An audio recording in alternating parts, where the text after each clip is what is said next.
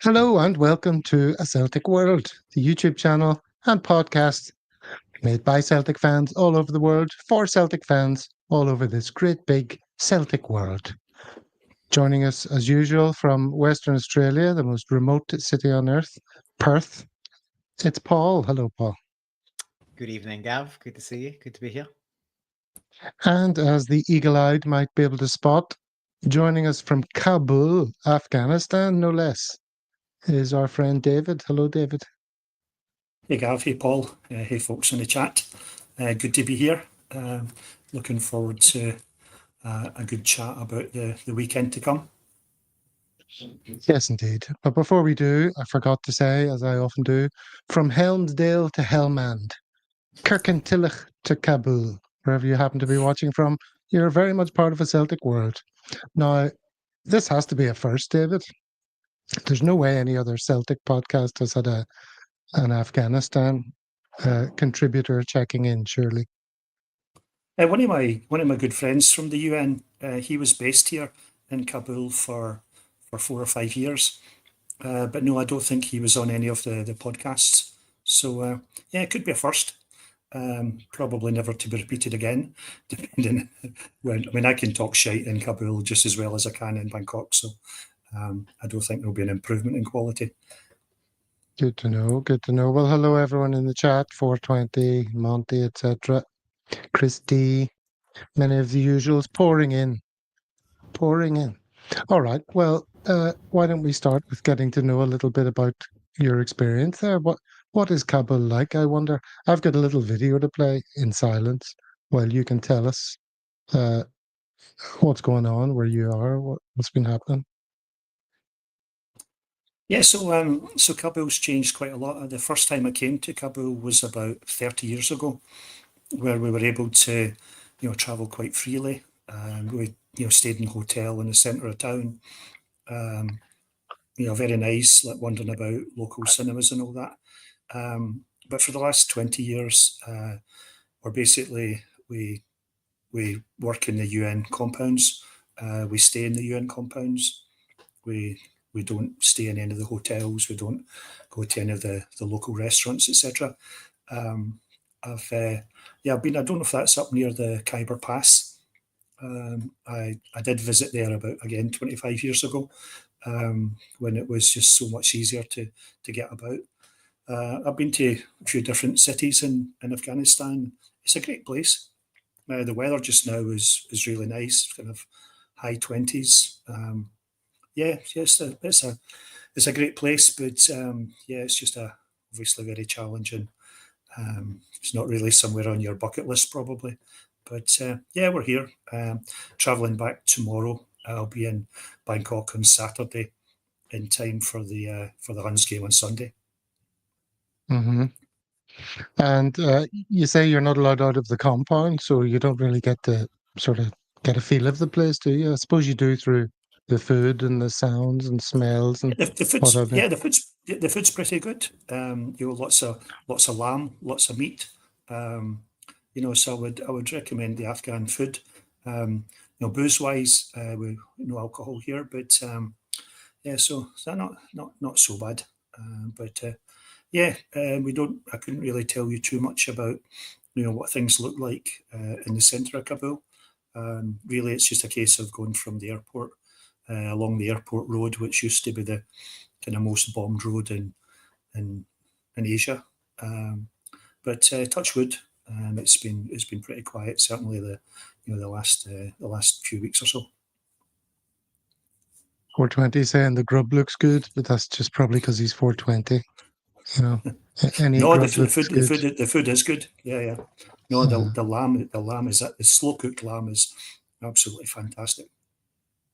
Mahesh mentioning Rashid Khan, sign him up for Celtic. Does that mean anything to anyone? I assume he's Afghanistan cricketer. Is he the famous cricketer? I'm assuming he's a footballer, but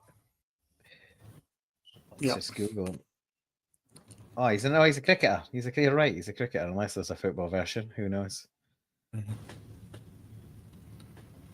Well, that's pretty fascinating. All right. Are you like the only Westerners around, really? Sort of UN types? Yeah, there's a lot of international staff over here from from different countries. There's a lot of African colleagues, but yeah, it's quite a different set of nationalities that are here. Good. No, the compound itself is quite good. They've got like football pitches, small football pitches, and the sort of gymnasiums and fitness centres, blah blah blah. So you've been working out and practicing your free kicks? Pretty much. Sadly lacking in in bars, but no, it's okay.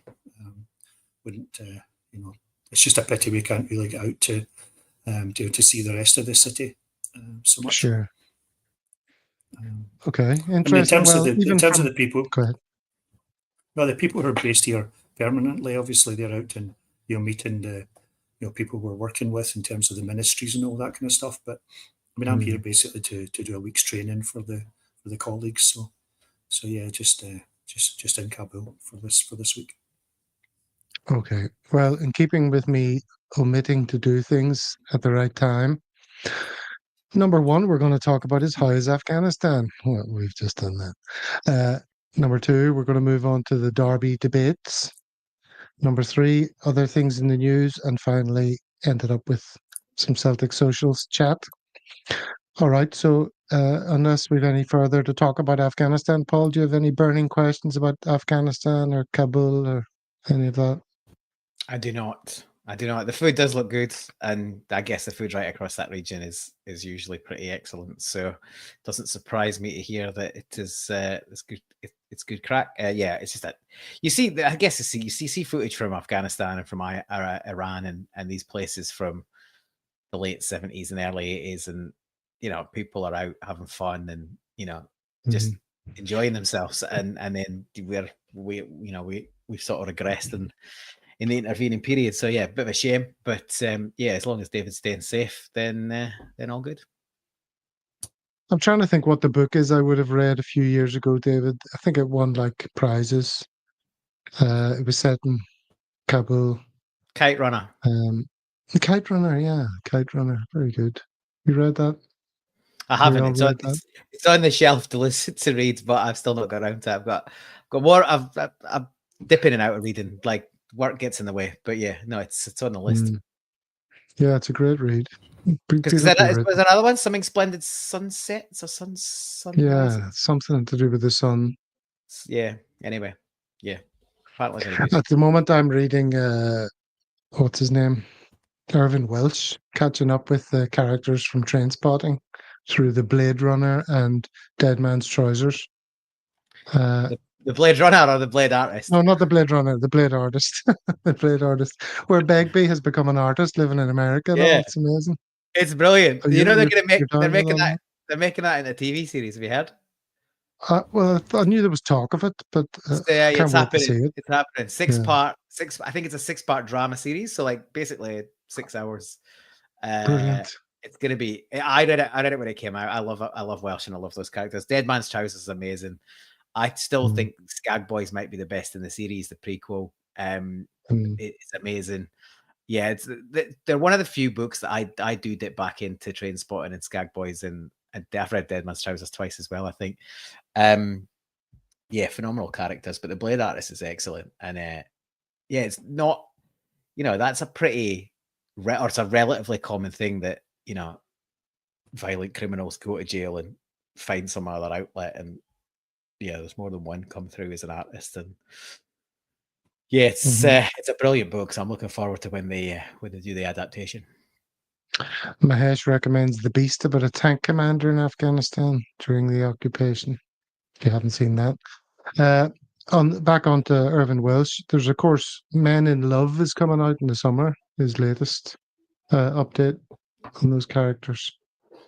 Yeah, it's a bit of an interesting one, that, because it's the kind of a Dead Man's Trousers seem to wrap it, but you obviously can't leave it alone, and it's not really surprising given how compelling those characters are and how how successful and the following they've got. But yeah, interesting to see how that pans out. Okay, right. Well, that's enough literary chat. I like it though. On with talking about, well, this really. I think we'll go back to full screen. All hail the champions. There's us, the champions, Celtic. Rodgers having the time of his life in front of a crumbling Ibrox. You like that choice of imagery, David? Very much so. I guess we've got Claymore, who's just outside of the picture, doing the can with Rodgers. So the one thing I don't like about that photo is that Schmeichel's not in it. I thought it was quite annoying. I thought it was quite annoying last week when everyone's trying to get into the photo and the commentator just keeps going on and on. Oh, can I ask you another question? Can I ask you another question? And she even made reference to the fact that they were all getting the photo taken. And then she went on with another two questions. And it was like, finally, she let him go. Yeah, piss off. Yeah. Yeah, it was annoying. Very annoying. All right, well, let's talk about the game then. Hopefully we're going to see some more scenes like this. Did you see this on Twitter? Look at the face on the wee fella. Ferguson, he is not a happy chappy. Hopefully he's not a happy chappy when the game wraps up. First of all, do we care particularly about this game? Who's going to make the case that all these games count massively? We always care. David's nodding. I think both me and David will make the same case. So yeah, I'll let David go first, but absolutely. Yeah. Why is it important? It's the Huns. Those games will always be important, even when they get relegated back down to the third division. Every time we play them, we'll relegated? Still be. Hang on. No, when they go into liquidation, etc., etc. Let's be. They were lucky when the new club there. entered the league, and lucky to start in the league instead of leaving lower down. Definitely. So no, every time we play them is important. From a fan's perspective, it's not important from a league perspective. We've been pretty much 10, 15 points clear since November. The league was over, pretty much at the start of the season. But every game's important. I think it would be nice to put them in their place. There's no reason why we shouldn't. How many? We had a chat in the group during the week. How many Huns would get into our squad? I don't think any of them would get into the first team. Maybe Cherny at a push, maybe Raskin getting in the subs bench. But really, man for man, we're significantly better in every position. We've got players coming back to form. Rodgers should be, telling them to keep the intensity. And I think that is important. And I look forward to another victory.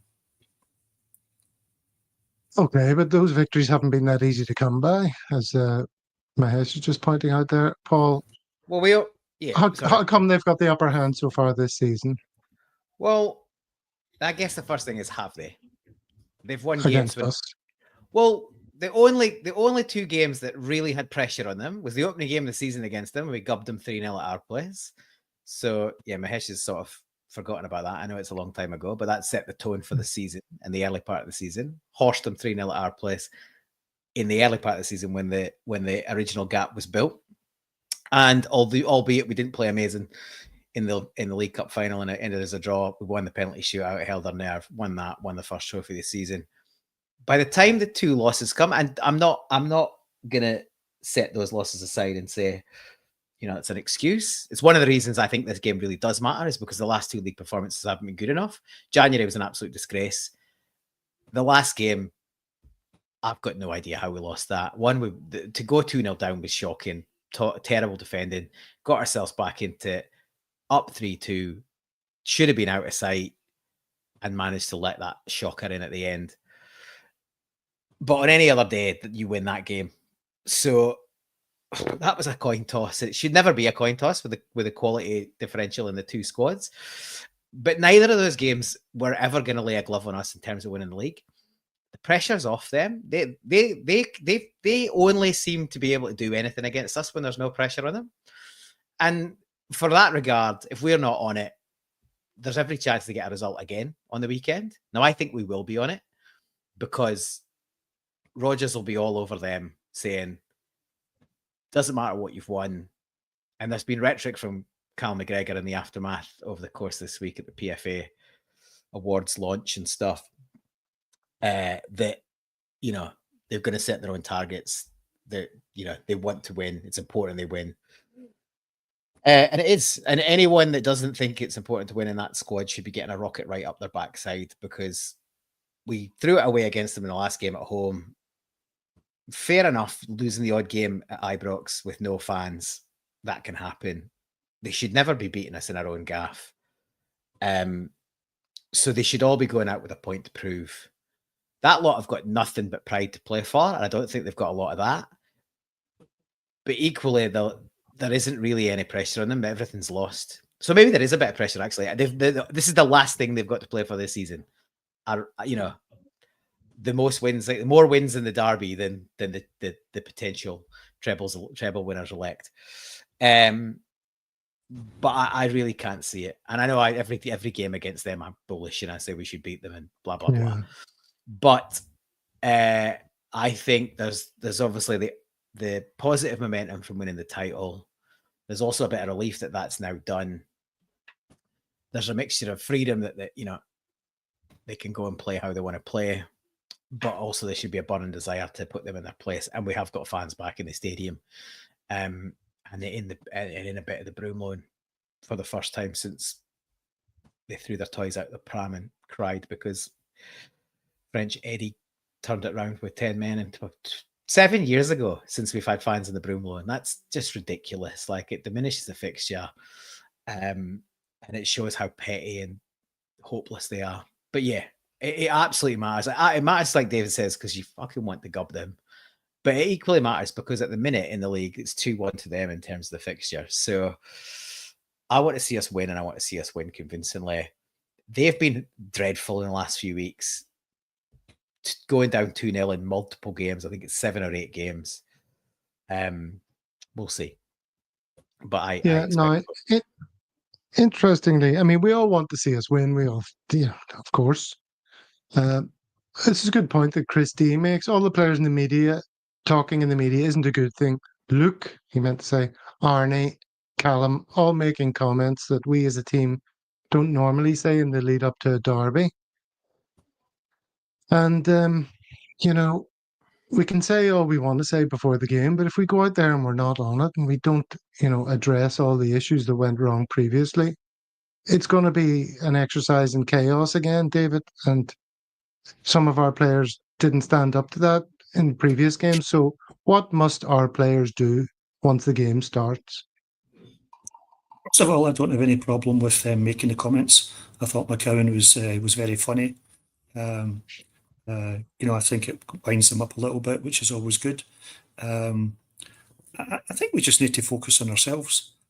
You know, as Paul mentioned, the last 8 games, they've broken another one of their own records.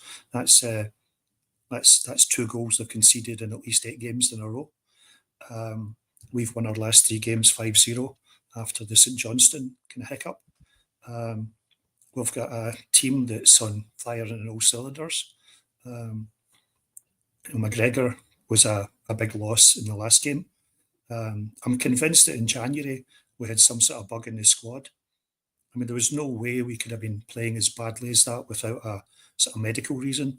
I mean, I think it was the first time I'd seen Dyson not chasing back. Mm-hmm. You know, I think that you know, now we've got, you know, McGregor's in form, Hatati's, you know, been consistently good now for the last 6 or 7 weeks. Engels is still a top player. And then you look at up front, you know, we've got Dyson who's on fire. I think this is the sort of game that's going to suit Ida. I mean, if I saw some people last week saying, I think on Open Goal or one of them, they were saying that Suter could get into the Celtic team. And I don't know if you've seen any of his games, but he's utterly hopeless. And if you look at that picture that you put up, where Ferguson's kind of looking at him like, "Yeah, bloody numpty." There's no chance these people would get in our squad. So I think if it's Suter and what's his name proper, Ida should be all over them like a rash. Yeah, well, we're still sort of dancing around the subject, which is really what Mahesh's point is. Yes, we are man for man, we're better than them, and our attackers should be able to overpower their defenders, but only if we get the ball up there in dangerous places and we work it up nicely through the field of play. But when they're on top of us and they're closing us down and there's no room to breathe, and they're going to play like that, especially at the start of the game, and our players are shitting themselves and knocking the ball, losing possessions, putting it out of play, being rushed into passes, then all the plans in the world go out the window when you get punched in the face. So if the first 20 minutes are as chaotic as that, I'm not looking forward to the rest of the game. What must our players do to rise above that? Get their foot on the ball, take their time, keep possession, not let Rangers dictate the game. Right? Yeah, and that's what I expect to happen. Like, I think I was looking back at the goals in that 3-0 game. The Kyogo goal, where he sort of gets it 30 yards out and basically passes it in the bottom corner, that comes from Greg Taylor diving in front of. There's a ball played up to the winger. I'm not sure who it was. He snaps in front of that winger, wins the ball, drives forward, pushes it forward, and then don't know if it's either straight through to Kyogo or there's one pass in between. But look, we've all been critical of Greg Taylor. I think he's absolutely perfect for the fixture against them. He knows exactly what it means. He's one of those players who's, obviously Scottish born and bred, been in the fixture loads. If you think back to remember the game where he went off injured quite early at Ibrox and Juranovic switched to left back? We were all over the place in that game. Yeah. We were hopeless. Greg Taylor's a brilliant player for that fixture. And obviously Schlupp lost bloody Raskin for that header in the first goal last time. And even though he's a bigger dude than Taylor, I think Taylor's great for this fixture and he will play. David's right. Obviously, McGregor's on a game. The whole midfield's on a game. McGregor will obviously start. Engels will start. Hatate will start. In a few games recently where we've sort of struggled a little bit early, the tactical change has been Hatate moving a bit deeper and closer to McGregor to kind of give him some support and build a bit more from a bit deeper. I could see that being the case. We start like that, then that gives us a bit more out. Scales will start and he's going to dominate, on the ground and in the air. He also happy to pass the ball forward, which has been a problem previously from the centre-back position. So I think there's lots of things that point to basically from team selection and how we will set up. And a big part of it is attitude. We've not been intense. The intensity's not been there in the first 20 minutes, half an hour against them recently. And in other games, we didn't start well in the last 2 or 3 games either. That's got to change. But I think I agree with David. I don't usually think it's a good thing for players to come out and speak in the media before we tell people what we're going to do. But we haven't done that typically. And we've played poorly in the last 3 games. So I think this is almost a kind of, it's the same thing, like when I go up, I'm going to lose 10, yeah, when I'm going to want to lose 10 kilos, I go and tell everybody that'll bloody listen to me, I'm going to lose 10 kilos. Because then you put yourself under pressure, you got to deliver, right? Yeah. So I think there's a bit of that. They're putting this out in the media because they're putting themselves under pressure to deliver. And if they're all on the same page and they're all playing for each other and the manager and the fans and the club, then I absolutely expect them to deliver. And I bet there's no pressure coming from anywhere else, right? The pressure has got to come from them because the title's done and they're a mile back. This is about personal pride and doing it for the fan base and for themselves because they've been getting a bit of heat in this fixture. And yeah, I'd be very surprised if we don't show up well. And yeah, I'd love to see us absolutely pump them.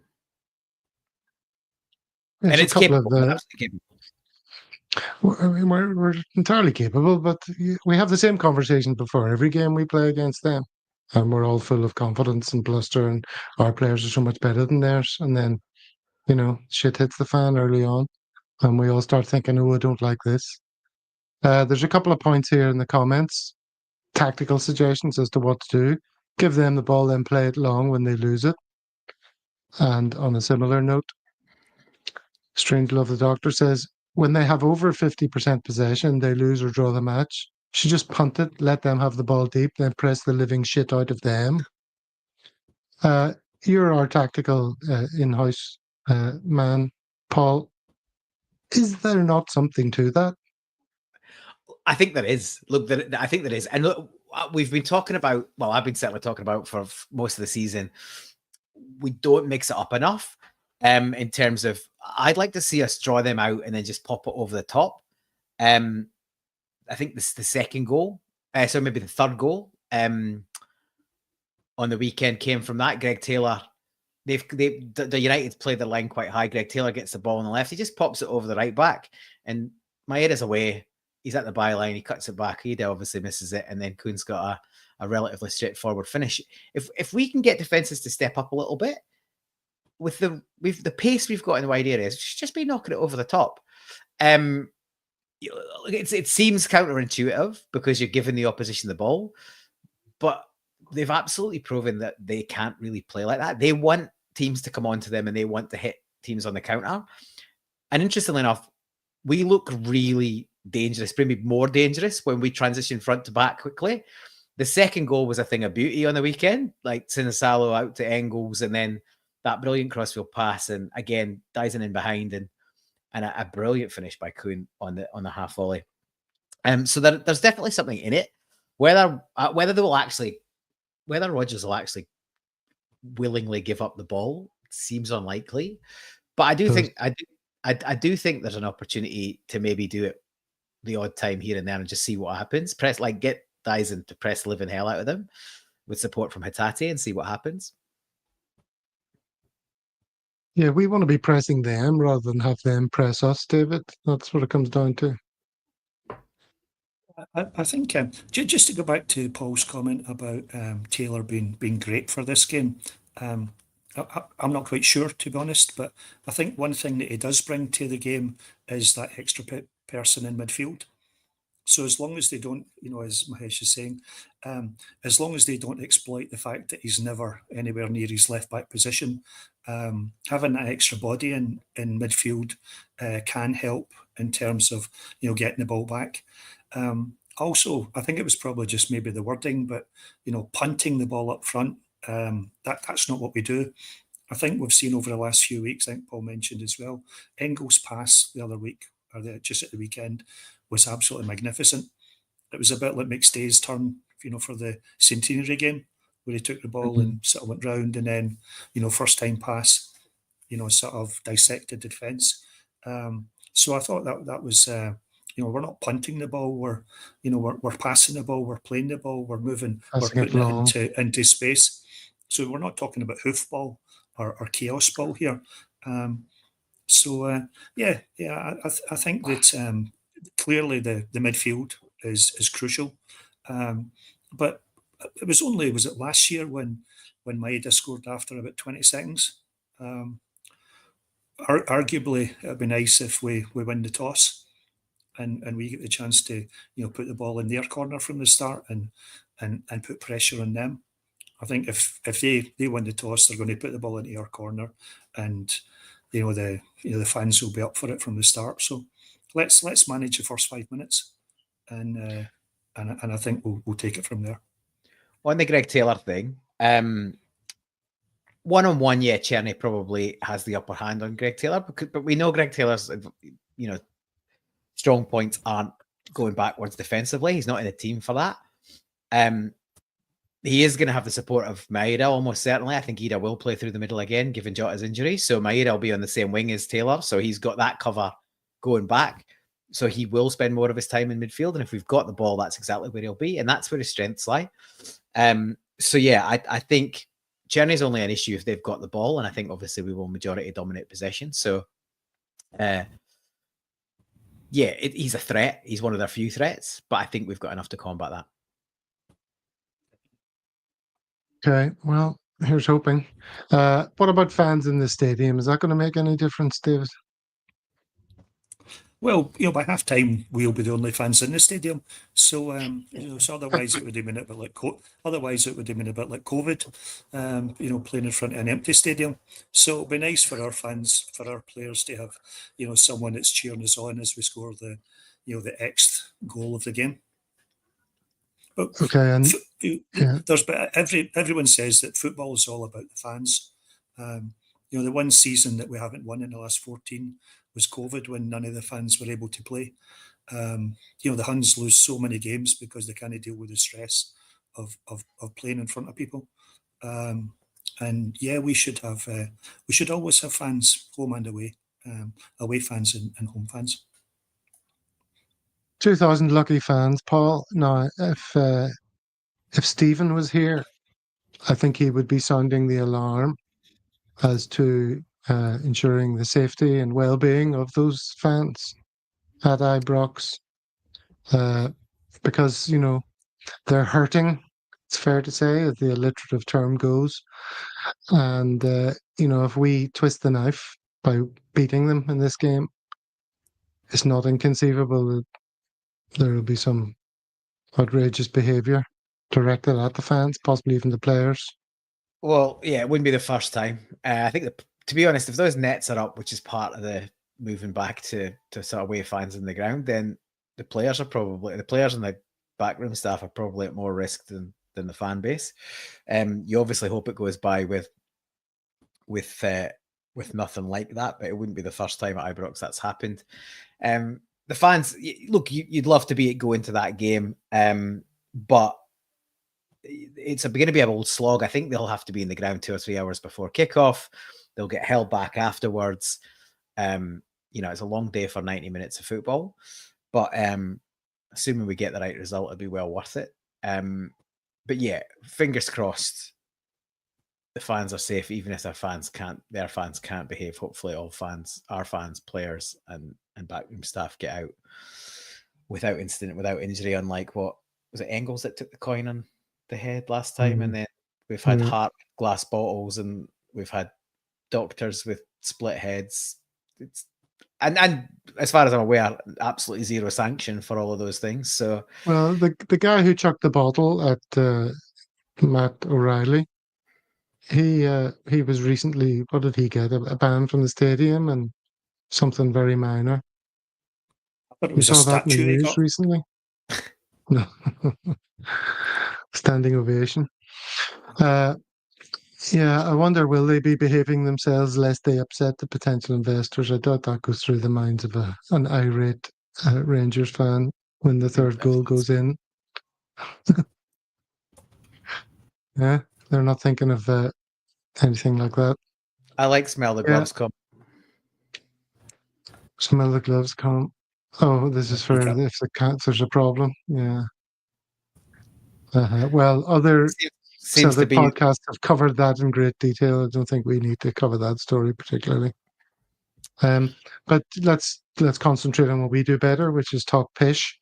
Those nets don't protect against open bottles or cups of pish, do they? You're just still going to get showered and, yesterday's Lucozade. Well, it's nice of them to share their drink for us. After the loving cups. Yeah, definitely. Dear. Well, let's hope none of that happens, and it is indeed a great celebration, and we come out spraying the champagne at the end of the game anyway, when we walk out to Simply Depressed. Guard of Honour, Mahesh is asking for. I mean, obviously not. It shouldn't be asked for or expected. This is a topic that's. I can't believe how much this has been apparent, in the news and, people debating it and all that. It's just something to write about, isn't it? Any more than that? Non-story. There's no chance There's no chance we would give them one should it happen ever again. So I don't expect as Luke McCann says, we'll never find out. Indeed. Did you see that comment? That's so funny. Yeah, it's a brilliant line. Okay, let's circle back to a couple of things here that in keeping with today's show, we've neglected to copy or to pick up on at the right time. Afghanistan has borders with 6 countries. Can we name those 6 countries from the panel? I'll give you the first go, Paul, because David's there, so he'll definitely know a thing or two. Can you give us 3, Paul? That's pretty. This is pretty slack.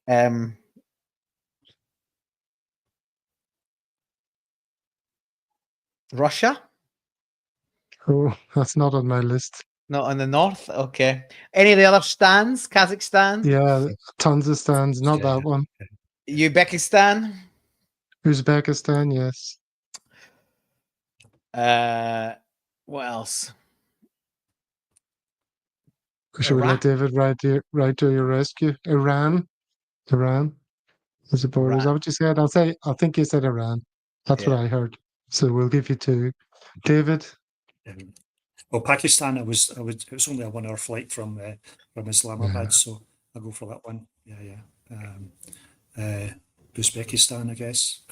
Yes. My geography's my geography's not quite on the same level as Brian's, but you know, is the Balkans, are they sharing that border? They include Egypt, apparently. No, 2 of the stands that start with a T. Yeah. Turkmenistan.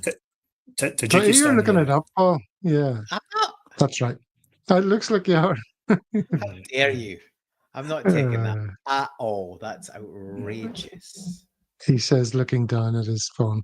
The 6th country, which surprised me. I wasn't too surprised by any of those, but China has a border with China, Afghanistan. That's really surprising to me. Kind of skinny, very skinny border. Very skinny border. Just had a look.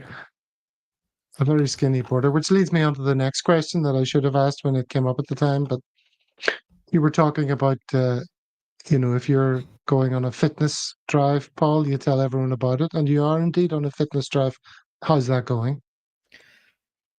Are you on how do you know about that? Have I told you that? I saw you replying to someone on Twitter. No, somebody. Well, I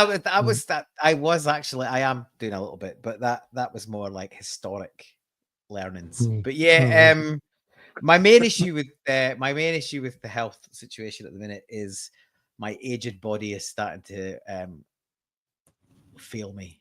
Not only has the bad knee in the left hand side, which has been going for about 20 odd years, give me the usual jip, but my good knee, the right knee, has decided to be even worse than the left knee. So I'm still soldiering on. I'm at the gym 4 or 5 times a week at 5:30 a.m. But it's the gym is actually the good bit, but the rest of the day is quite painful afterwards. So I'm trying to manage the pain.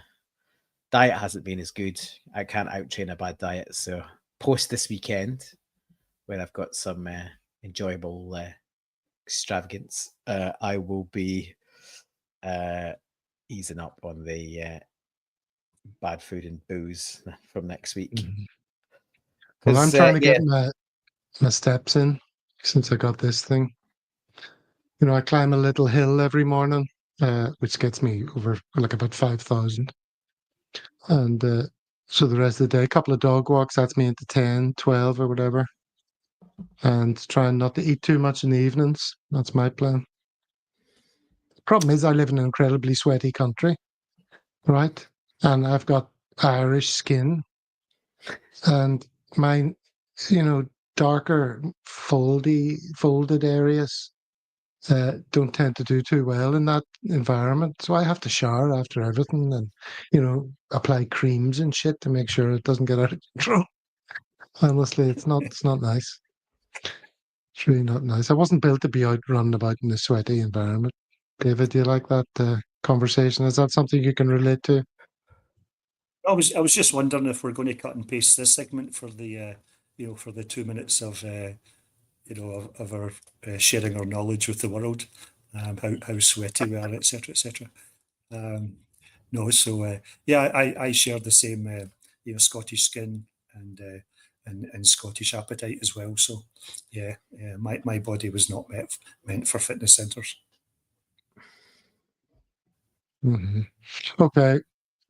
Who's the snitch is trimming away all the niceties there, getting right to the heart of the matter. All right. So let's get back to the game then. Score predictions, shall we, gentlemen? Paul, you hit me first. I've been wrong for weeks and months on this. 3-0. 3-0. Welcome to Men's Hour, David. 5-1. 5-1, you say? Yep. I'm going to go for a rip-roaring, free-scoring 3-2 to us, obviously. Did you see the Barcelona-Inter game? See the highlights from that? I didn't know. I saw the was it 3-3? I saw the score line. Yeah, that's you it. know, Yeah. I'll be honest. Kind of lost interest in the Champions League after we went out. Yeah, of course. But just got to see the scores. What about McTominay? Do you see what he's doing in Napoli? He's playing amazing. 5 goals in 3 games. Mick In the Bro. last 3. Yeah, that's what they call him. That's one of his. He's got tons of nicknames apparently, but that's one of it. Yeah, no, Champions League. I'm only interested in. I'd quite like to see Kieran Tierney come up the road with a Champions League winners medal. So, hopefully Arsenal can turn it around against PSG. But that's my only interest in that competition. And then in the Europa, I'd love to see Ange manage to win that and then stick 2 fingers up and walk away with his 1 trophy in his first in 2 years and get himself to a club that's going to actually appreciate what he does. Christy does chin-ups every day. I'm terrible at chin-ups. Fucking hell. That's impressive. I if you can do chin-ups, you're already in reasonable good shape, because to lift your own body weight just with your upper arms, you're doing well, to be honest. I'm lucky if I can do the negatives, sort of hold yourself and control the drop. That's about as much as I can do. Thuram's back heel was a gorgeous goal, has to be said. Lots of comments flying in here. Champions League has been superb. 16-1 for Bodo Glimt to win the Europa, and McLaughlin P. Pat has that bet, so that'll be good. 16-1 at the semi-final stage. Well, I don't know when he got it. You can tell us in the comments. Well, I doubt it's no. It must be from before then. Can't be from now. But even if it's good value, regardless. All right. Almost up to the 3/4 of an hour mark. So it's probably a good time to have a little message to remind everyone that, what do you call that guy on American TV? Not Jimmy Fallon, the other Jimmy. Kimmel. He's got 20 million subscribers on YouTube, I heard him saying. Please subscribe and get us to 20 million and 1, is what he says. We have 1.8 thousand. Please subscribe. Help us get to 2,000. That's not too much of an ask, surely. I need to get my son to join.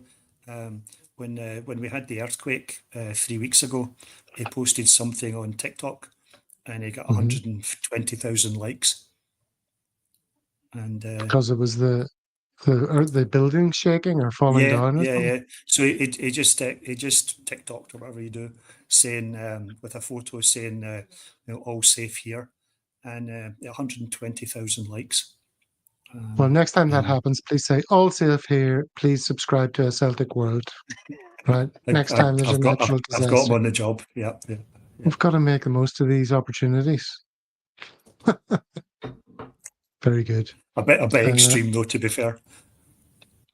Subscribe, says Henrik McLarson. I was going to play one of those things, but I don't think I have one uploaded, so I can't. I just say, come on, help a brother out. Let's get up to 2. It'd be nice if we added like 1,000 a year. That'd be quite good, wouldn't it? At least we feel like we're getting somewhere.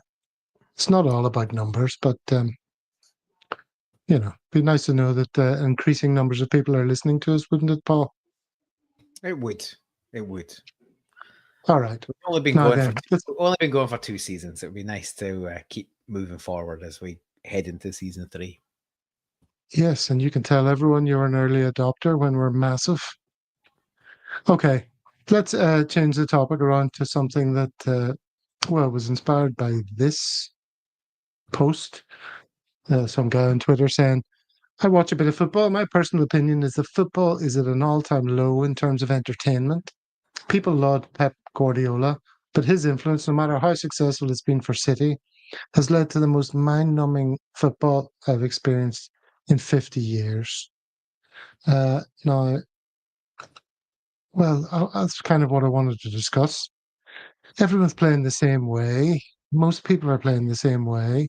The high press, gegen pressing, whatever Klopp brought over from Borussia Dortmund. I don't know where it all started, but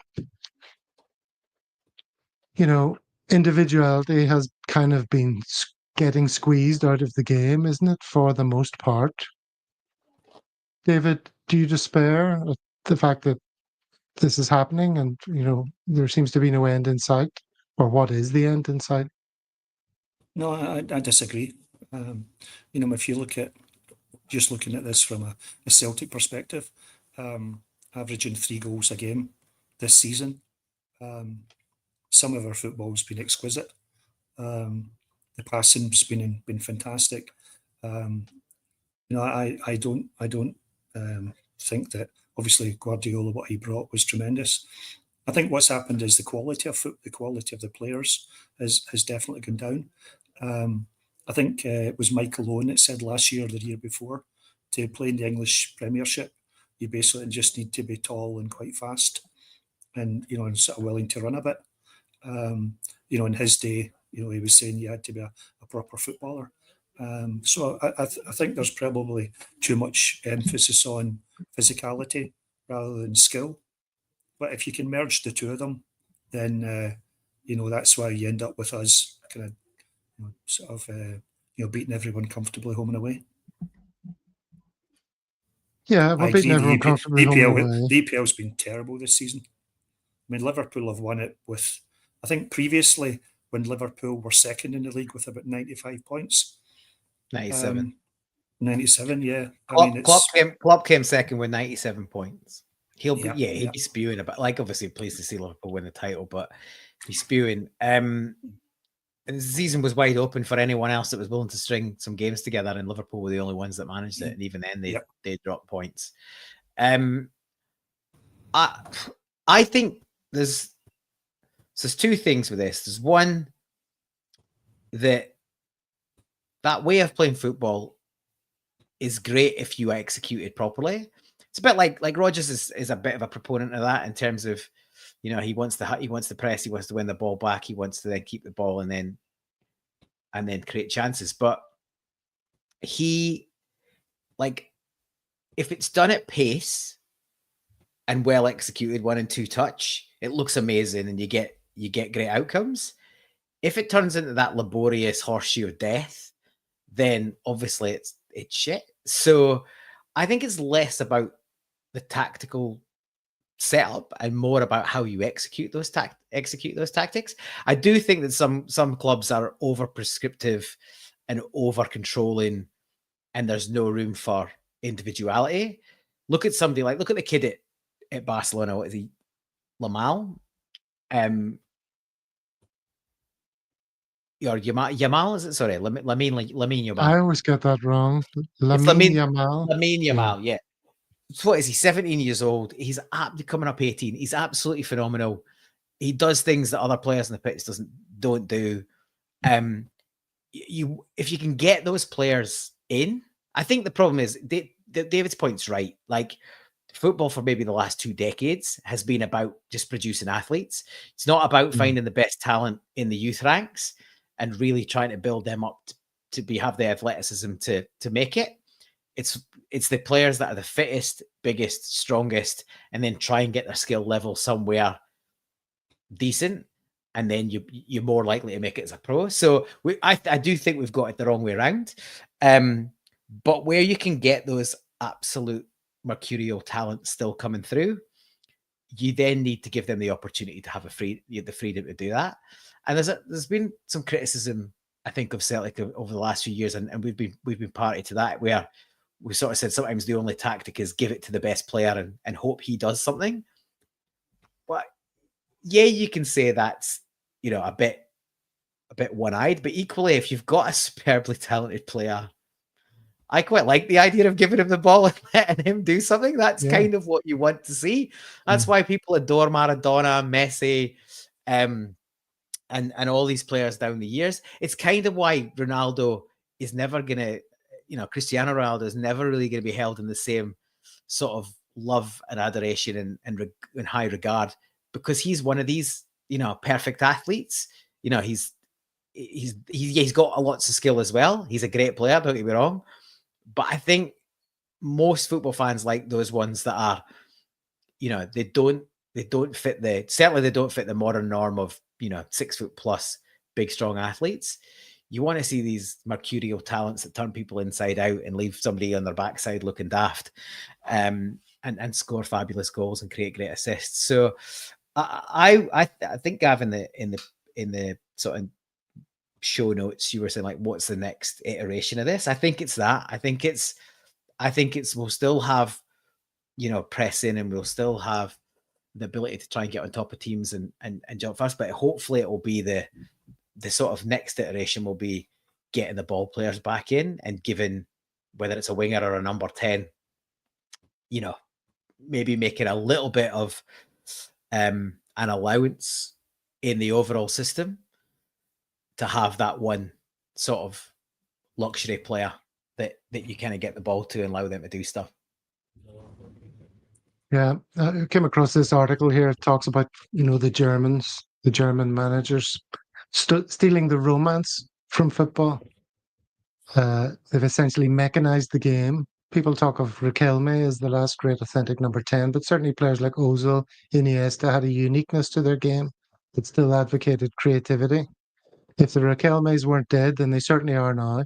Besides Ajax, Dusan Tadic, and Atalanta's Josip Ilicic, I struggle to find any good forwards who lack extreme athletic ability and aren't hold-up strikers.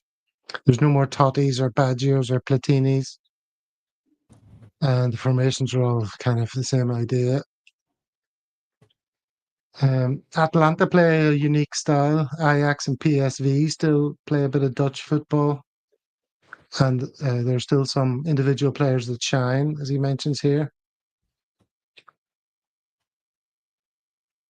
But then he's talking about how, you know, other leagues, you know, there's more fun to be had in other leagues where this isn't quite so prevalent as maybe the top divisions. And the fact that you point to Yamal, Paul, is he not like the exception that proves the rule? We can all say, oh, there's still good players around. What about him? You know, because for every one of him, there's 50 average athletes who just run around and keep possession. No, absolutely. But I think if arguably the best, greatest club side, you know, people say, oh, no, yeah, Real Madrid because they've won all the. Nobody outside of Madrid fans has got any real affection for Real Madrid. Most football fans gravitate to Barcelona because they played the better football over the years.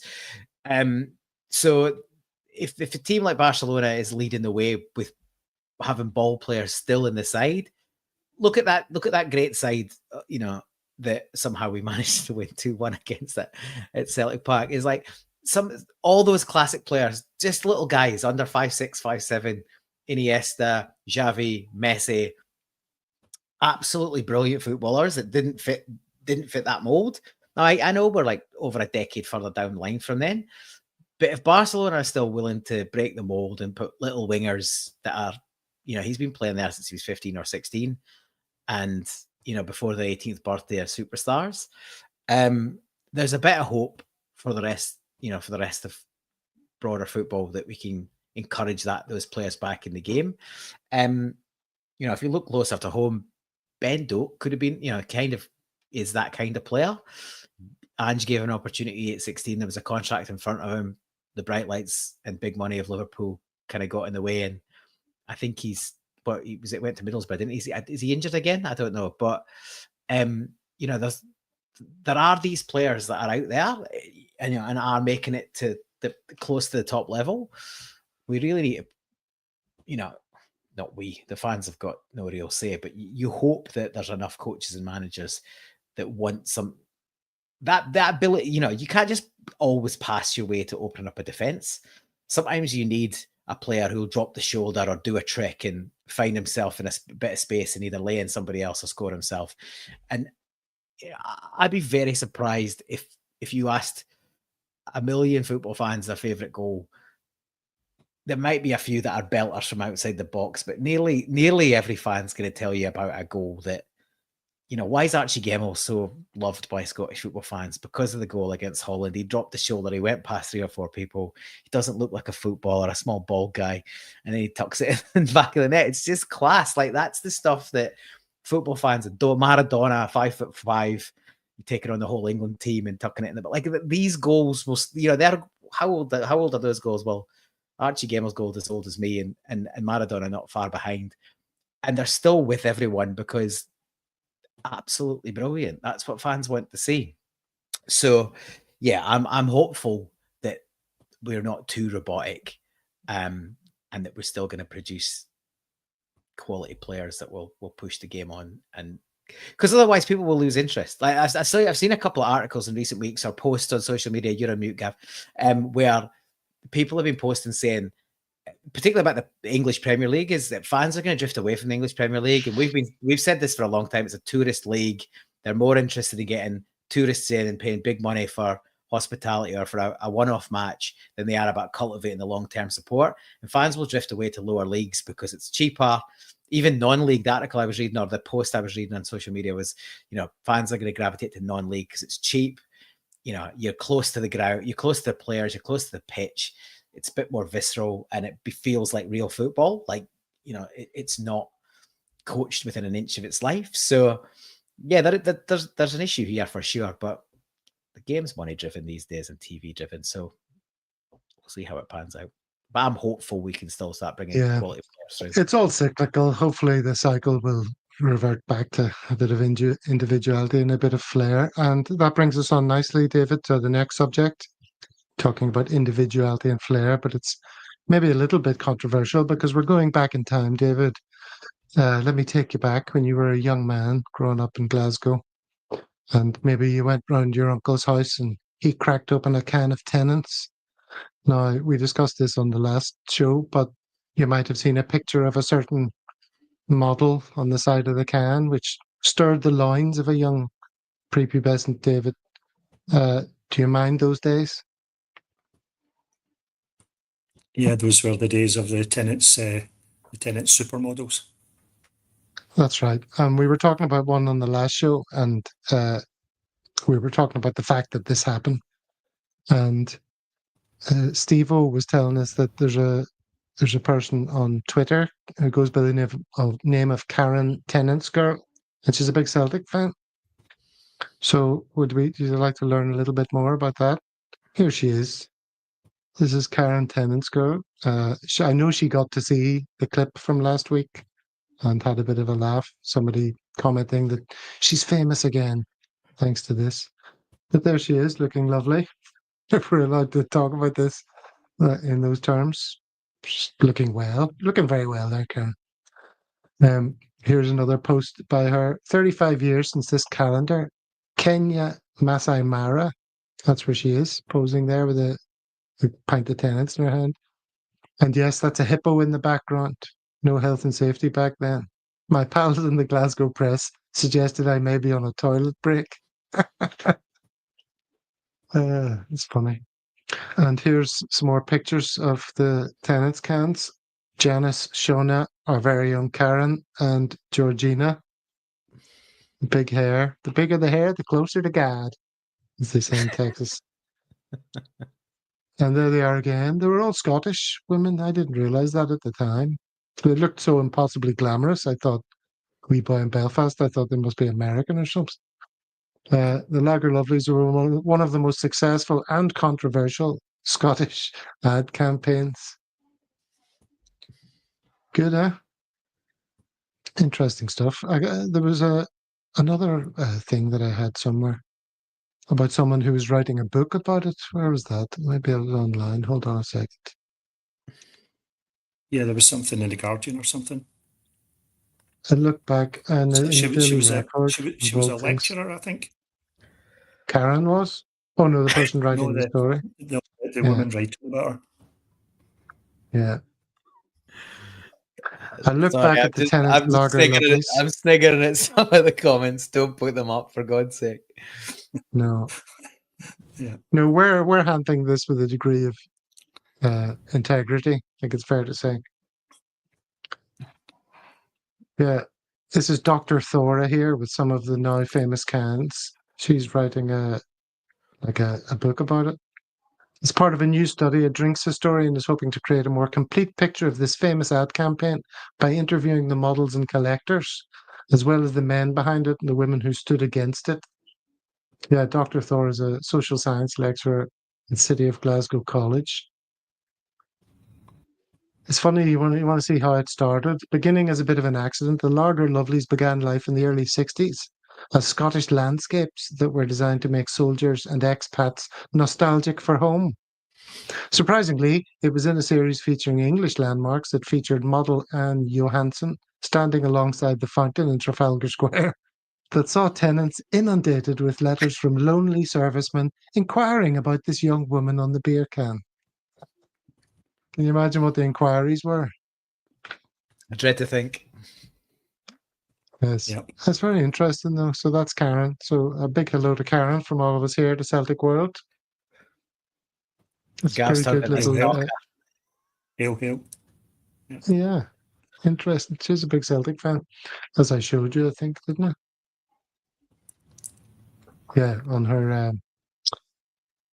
her Twitter handle there. So that was a little dive back into the Tenants cans. All right, so let's round it off then with a little bit of Celtic socials. What do we have here? Paul, I've got yours. I'm sure yours, which you think is an absolute belter. I do think it's about that. Yeah, so Fit My Tweets has gone on to Substack, like a lot of the best contributors on Twitter, or X as I refuse to call it. But yeah, he still puts the odd one up on those platforms, and I thought this was a cracker. He says Player of the Year, surely, and it's our very own Dizan weaving his way through a multitude of tangerines. And I thought the icing on the cake was that he's carrying a little tangerine himself, which is a wee nod to the fact he cracked one open and had a little snack during that break in the game. So yeah, that was class. Did he though? Yeah, he did. Really? Yeah, there's snaps of him. There's snaps of him tearing it open and putting it in his mouth. Oh, I only saw the footage from behind, and it was his head, and he sort of picked one up, and I thought they were just. No, there's a photo from the front where he's peeling it and putting it in his mouth. Classic Dyson. Yeah, there's lots of people talking there about the Tenants Lovelies. Yeah, I didn't pick up that he was holding one. Or, funnily enough, I'm going to expose myself as being very stupid here, but when I saw that, I thought that was just him running through all the footballs. I didn't even pick up that they were tangerines. Oh, dear. Dear. What a That's why it's a belter. But yeah, hey-ho. Very good. Well, I think that's all there is to show, really, maybe apart from this one. This has got nothing to do with football. This is that plane that was trying. Did you see this in the news? I did not. But Plane that failed to land on the aircraft carrier thing and sank. But just before it sinks, the guy ejects himself. Look, you see him flying out the cockpit. He's like, oh, look at him there into the water. Absolutely nothing to do with Celtic or football. Just thought it was quite entertaining. That's a lot of money into the drink there. Hey, David. Yeah, into the drink. Yeah. No, I saw there was one. There was another one somebody posted during the week about the McDonald's had unfortunately done an advert for McCrispy, one of their products. Sadly, it was just opposite a local crematorium, and they got a lot of comments about having to take it down. I thought that might have been an interesting one to put up, but we yeah, don't do anything controversial. bring the tone down a wee bit. We only Yeah, look back yeah. at the disgraceful objectification of women in the 1970s and share a nostalgic smile. Well, that's what people used to get upset about, isn't it? But I'm sure Karen would argue against that. And now they get upset about rappers instead. Rappers with an R or W? No, rappers are punk, hip hoppy. Oh, I see. I Yeah. see. So good I know what you're on that. saying. And on that, just quickly, good to see Massive Attack, Primal Scream, some of the more established artists come out and put some backing behind it, because they were getting hung out to dry for a little bit there. So hopefully more of the music industry comes out in support. Hold these. Oh yeah, I think they'll ride it out and be all the stronger for it, don't you? Well, they will. I think heads up to the or hats off to the manager as well. He's come out and spoke really eloquently in the press as well, in some interviews. And sort of, I can't believe they have to defend the position. Like, you know, at the end of the day, the big thing here is they're being held to higher account than the world politicians. It's ridiculous. So yeah, good to see some of the senior musicians come out. And I think that will gather momentum and sort of push it, keep it in the headlines for the right reasons, rather than the negativity that's been tried to be palmed off by the usual right-wing suspects. Yeah, there's an interesting point here from Smell the Glove, just before we finish, because we're a bit over time. But we talked about the women on cans in the 70s. Of course, Bud Light, Anheuser-Busch, their sales went through the floor in America, didn't they? Because they chose to have a trans person as their advertising focus. And that didn't go down too well. So you have to be a bit careful what you do when you're trying to sell beer, it seems. Is that the lesson from today? Just follow the Guinness. Guinness does the best adverts ever, so just follow the way they do it. As I sat looking up at the Guinness ad, I could legendary. never figure out how your man stayed up on the surfboard after 14 pints of stout. And on that note, gentlemen, it's been an honour serving with you. Thanks to everyone in the comments, as always. Lots of fun. The big game this weekend. We'll be back to discuss what happened in it on Monday. Until then, from Afghanistan, Australia, and Malaysia, hail, hail. Hail, hail. Hail, hail, folks.